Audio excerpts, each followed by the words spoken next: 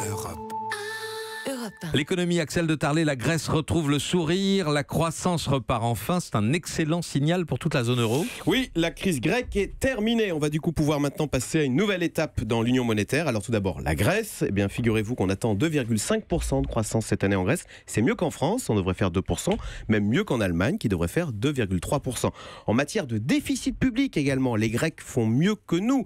Le chômage en Grèce est redescendu à 20%, mais enfin, il était à 27. Alors, bien sûr, le pays va mieux après avoir touché le fond. On rappelle qu'en 10 ans, la richesse par habitant en Grèce a chuté d'un quart. Il n'empêche, le pays est revenu sur les rails.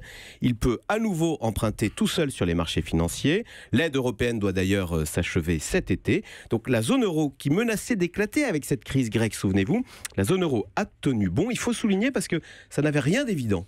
Oui, ce week-end, Christine Lagarde, la directrice générale du FMI, a expliqué que la zone euro vivait un moment passionnant de création, ce qui veut dire... Eh bien oui, parce qu'on l'a vu, donc sur le plan technique, l'euro a tenu bon, et puis surtout sur le plan politique, il s'est passé quelque chose d'extraordinaire. C'était le 23 juin 2016, le Brexit. Donc maintenant que les Anglais sont dehors, l'Europe est devenue plus continentale. L'Europe est devenue la zone euro, qui représente 85% des pays de l'Union.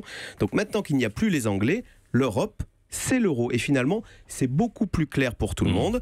Reste donc maintenant à parachever cette zone euro, cette union monétaire. C'est ce que Christine Lagarde appelle un moment passionnant de création. Donc concrètement, c'est quoi ? C'est l'union bancaire. Ça veut dire quoi ? Ça veut dire que si une banque fait faillite quelque part en Europe, tous les Européens seront solidaires pour éviter une panique au guichet. Et puis l'Europe, c'est également la création de ce fameux fonds monétaire européen. Vous savez, les Allemands s'y sont ralliés. Donc en cas de crise, quelque part en Europe, l'Union est outillée pour venir en être dans le calme et non plus, vous savez, dans l'urgence avec des sommets de la dernière chance qui se terminent à Bruxelles à 5h du matin. C'était Angela Merkel qui, pendant la crise, avait dit « Si l'euro échoue, l'Europe échoue ». Eh bien, vous voyez, l'euro a tenu bon. Merci à vous, Axel de Tarlé. David ?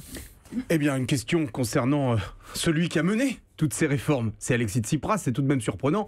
Finalement, il a été élu pour combattre l'austérité et c'est lui qui a appliqué l'austérité. Oui, ça c'est incroyable. Il avait été élu contre les réformes et il est aujourd'hui félicité par Bruxelles qui dit il y avait 110 réformes à faire, monsieur Tsipras, vous en avez fait 95. C'est exceptionnel, comme quoi on change quand on est face aux réalités du pouvoir. Mais il y a autre chose qu'a fait Alexis Tsipras et que ne pouvaient pas faire les autres, les équipes précédentes.